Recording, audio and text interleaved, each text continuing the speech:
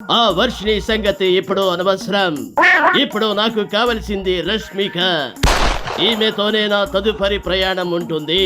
Krishna uncle వీడి వాసన భరించలేకపోతున్నారు. వీడి దగ్గర ఉండలేకపోతున్నారు. వీడి మొహం కడుక్కొని ఎన్ని రోజులయ్యిందో.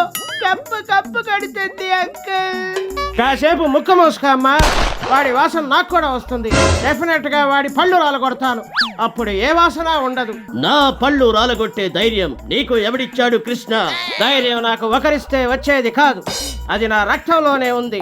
ఏ గట్టమా నేని శివరామకృష్ణ. ఈ అఘోరి శ్రీనివాస్ సంగతి నీకు పూర్తిగా తెలియదు. మా గురువు గారు అమరీష్ పురి, వారి శక్తులు మేము నేర్చుకున్నాం. మా గురువు గారు శ్రీదేవిని కిడ్నాప్ చేస్తే నేను ఈ రష్మికను కిడ్నాప్ చేశాను.